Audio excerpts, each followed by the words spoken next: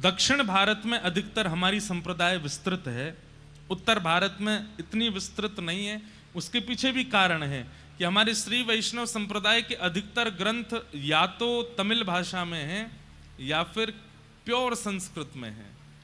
हिंदी काव्य में उनका इतना अनुबंध नहीं है, इसलिए उत्तर भारत में श्री वैष्णव परंपरा इतनी विस्तृत नहीं है, पर फिर भी बहुत विस्तृत है। दक्षिण भारत में जाएंगे तो वहां अन्य संप्रदाय आपको दिखेंगी ही नहीं। वहां हर जगह मंदिर में आपको लाल श्री तिलक दिखेगा, श्वेत ऐसे तिलक दिखेगा, अधिकतर यही संप्रदाय का स्वरूप आपको दिखेगा। और श्रीमद् भागवत जी भी इस बात की पुष्टि करती है कि भक्ति का प्रादुर्भाव दक्षिण में होता है। उत्पन्ना द्रविड़ेशाहम वृद्धिम कर्णाटके गताम क्वचित क्वचिन महाराष्ट्रे गुर्जरे जीर्णताम गतः। तो दक्षिण भारत में एक राजा हुए, उनका नाम था करिमारन। तो श्री करिमारन राजा जो थे, ये राम नाम में बड़ी निष्ठा थी इनकी, राम राम राम राम जपते ही रहते थे। इनकी पत्नी का नाम था रानी उड्डयनंगई, दक्षिण भारतीय नाम है उड्डयनंगई। तो करिमारन राजा और इनकी पत्नी रानी उड्डयनंगई, ये दोनों भगवत परायण भक्त थे। राजा दिन रात राम नाम के आश्रय में ही रहते थे। रानी अपने पति के आश्रित रहती थी। एक दिन दोनों राजा और रानी कहीं जा रहे थे मार्ग में, तभी आपको शंख चक्र गदा पद्मधारी श्रीमन नारायण भगवान का एक सुंदर मंदिर दिखाई दिया। बहुत सावधानी से सुनिएगा। बड़े हमने कहा ना, भागवत जी में इधर उधर देख लो तो कोई बात नहीं है, पर भक्तमाल जी का तो एक एक शब्द सुनिए, नहीं तो आपके चित्त से भाव जा सकता है। तो एक बार आप दोनों जा रहे थे, तभी आपने देखा कि एक मंदिर में सुंदर श्री विग्रह ठाकुर जी का विराजमान है,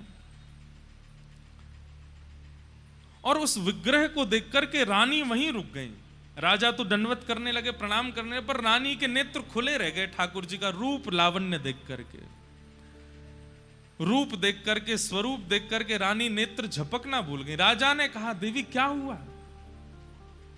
रूप देखिए कितने सुंदर हैं ठाकुर जी। बोले कुछ मांग लो ठाकुर जी से। तो रानी ने क्या कहा, पुत्र देहु निज सरस ललाम, कि हे नाथ, आप तो परमात्मा हैं, हम आपको तो गोद में लेके घूम नहीं सकते, पर कृपा कीजिए कि आप जैसा ही पुत्र मुझे प्राप्त हो। आप जैसे रूप हैं, आपके जैसी भुजाएं हैं, आपका जैसा स्वरूप है, ऐसा ही पुत्र मेरे जीवन में आ जाए जिसको मैं गोद में खिला सकूं।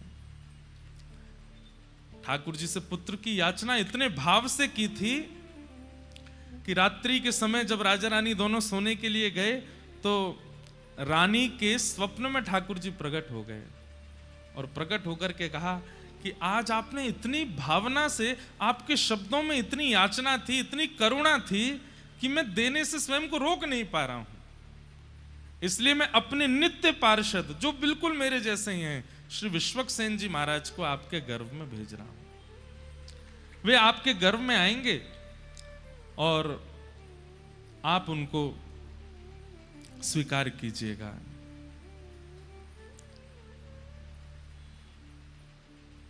गर्भ में श्री विश्वक्सेन जी आ गए, लेकिन इनका नाम सटकोप क्यों हुआ? पृथ्वी पर आते इनका नाम सटकोप क्यों पड़ा? उसके पीछे इतनी सुंदर कथा है।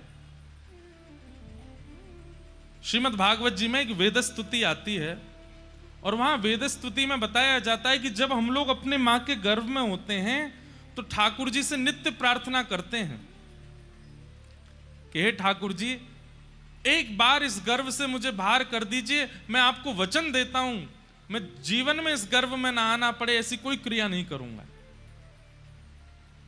लेकिन जैसे ही बालक का जन्म होता है तो गोस्वामी जी कहते हैं कि पृथ्वी पर आते ही माया उसको पकड़ लेती है, माया उसको खींच लेती है। सब लोग इधर ही देखना, सुनना।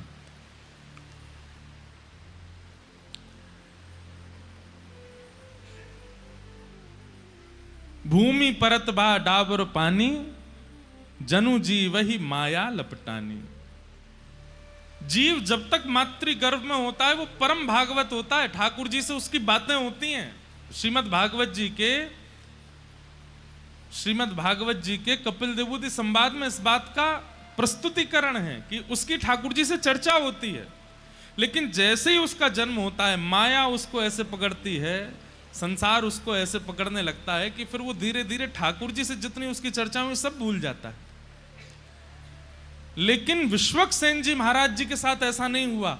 आपका जैसे ही जन्म हुआ तो जन्म लेने के अगले क्षण ही जैसे ही माया आपके ऊपर आक्रमण करने के लिए आई, तो एक तो होता है बालक रोता है, जन्म लेते ही रोता है, पर आपने रुदन ना करते हुए उस सठ माया के ऊपर कोप किया।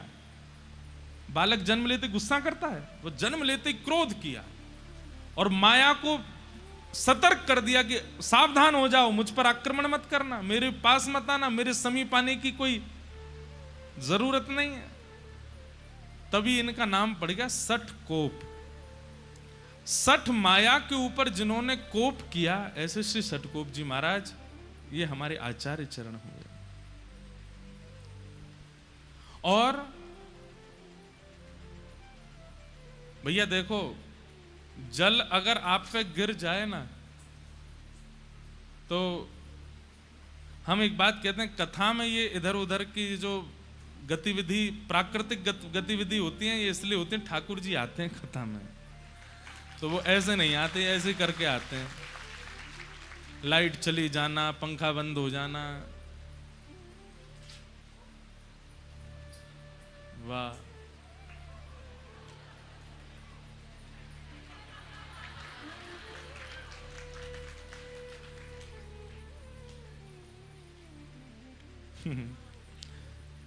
आप लोग भी कहेंगे कितना बचाओगे ठाकुर जी को।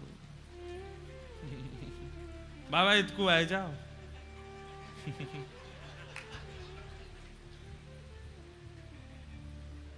क्या बता रहा था मैं?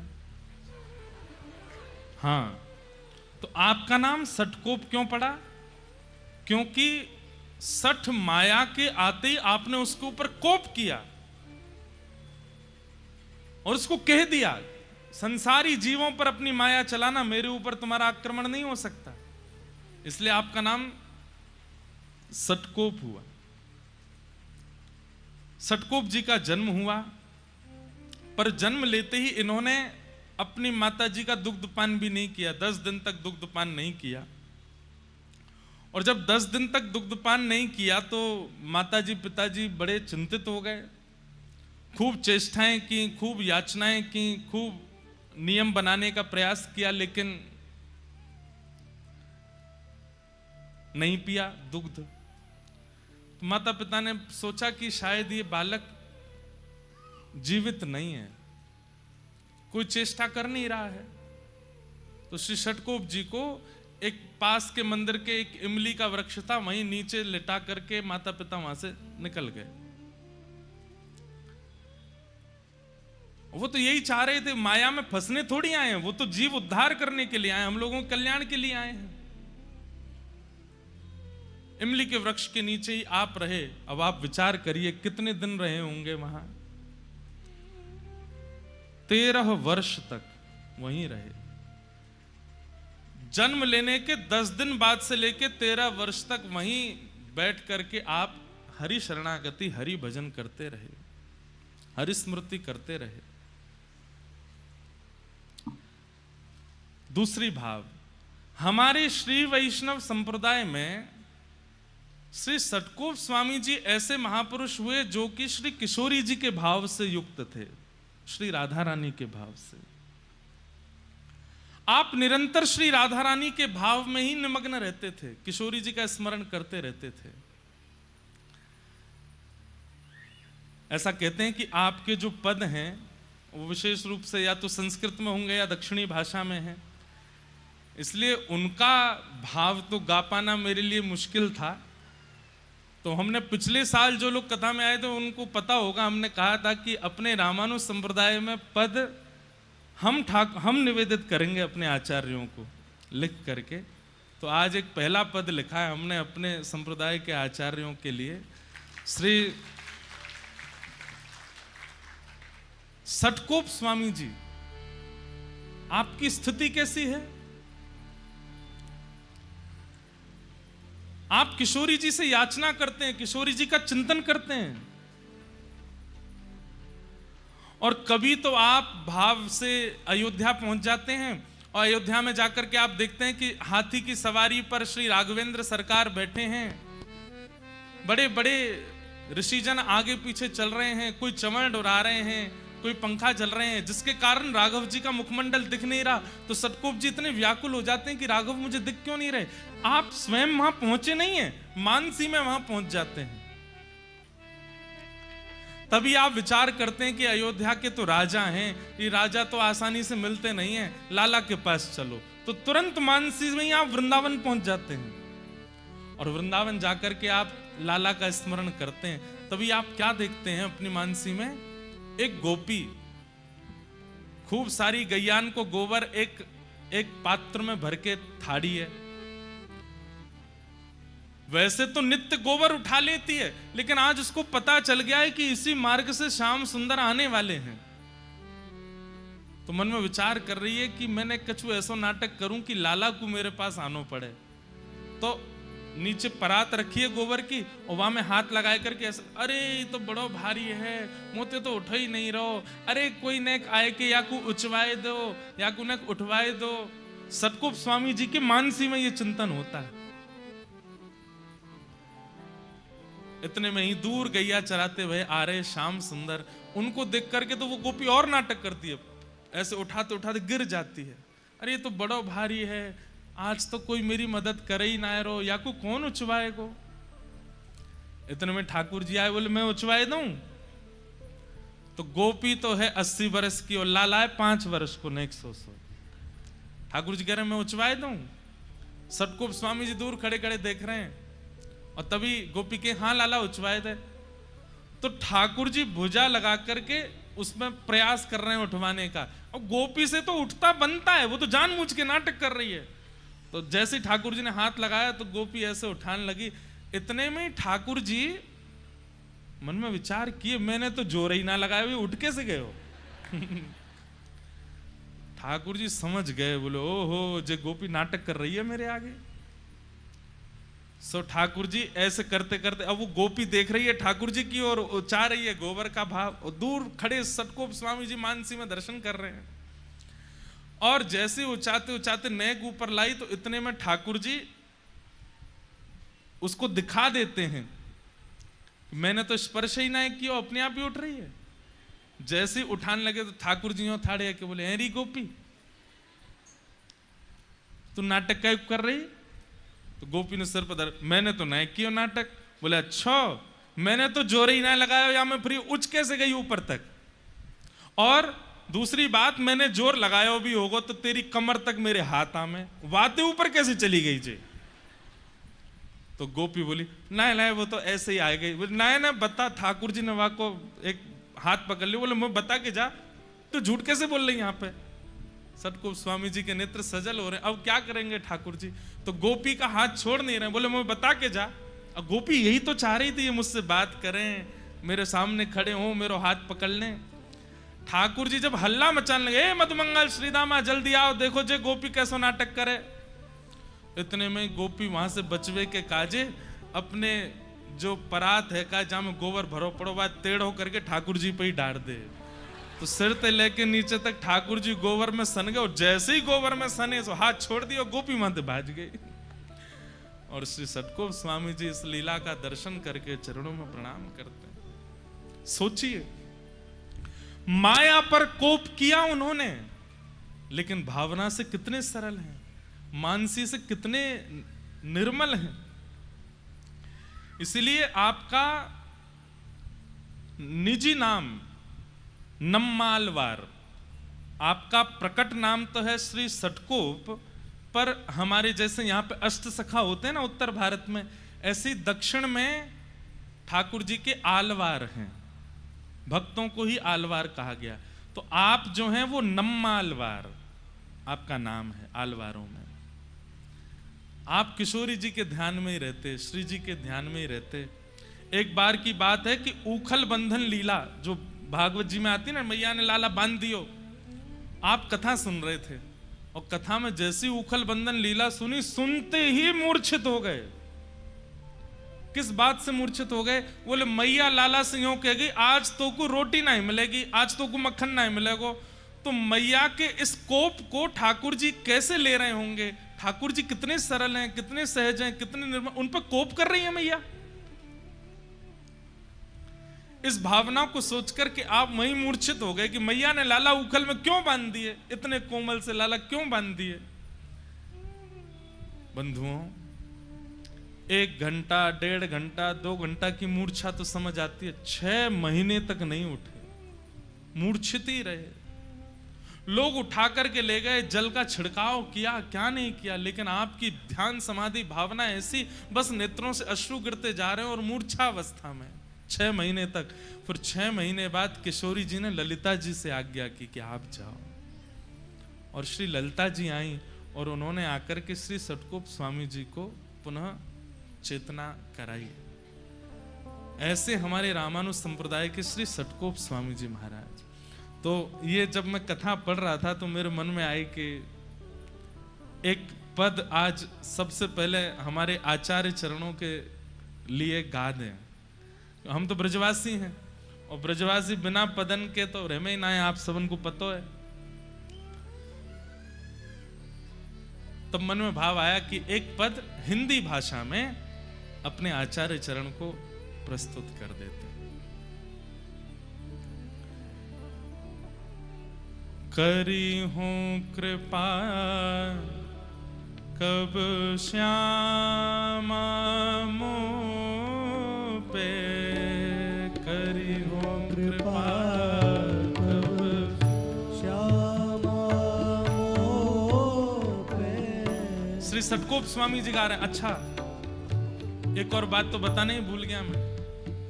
जब आपका प्रादुर्भाव हुआ तो बालक जन्म लेते ही रोता है, पर आपके रोने का कारण ये नहीं था कि मुझे दूध पिला दीजिए या बालक को प्रसव पीड़ा हुई है इसलिए वो रो रहा है। नहीं, आप इसलिए रोए क्योंकि भगवान के लीला पूरी करने के मात्र 15-20 साल बाद ही आपका जन्म हुआ था। श्री कृष्ण धरा धरती से लीला पूरी करके चले गए और ठाकुर जी के जाति कलयुग प्रारंभ हुआ, और कलयुग के प्रारंभ होने के 15-20 साल के अंतराल में ही आपका जन्म हुआ है। तो आप इसलिए रोए कि मेरा जन्म इतने साल पहले क्यों नहीं हुआ, जब ठाकुर जी पृथ्वी पर थे तब मैं क्यों नहीं आया, ये मेरा दुर्भाग्य कि मैं आज क्यों आया हूं, ये इतना समय क्यों लगा मुझे आने में। तो आचार्य चरण का भाव है और उन्होंने ही चित्त में दिया है। सब लोग गाइएगा। करी हूं कृपा कब श्यामा मोह पे, करी हूं कृपा कब श्यामा मोह पे, करी हूं कृपा कब श्यामा मोह पे, करी हूं कृपा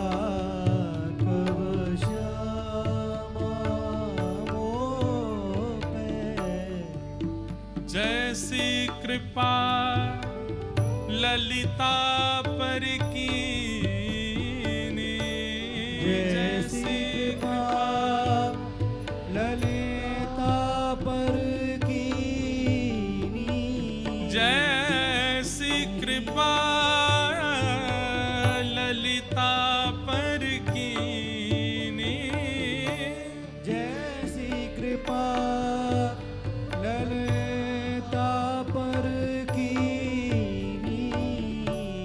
महल टहल सेवा सब पाए, महल टहल सेवा सब पाए, महल टहल सेवा सब पाए, महल टहल सेवा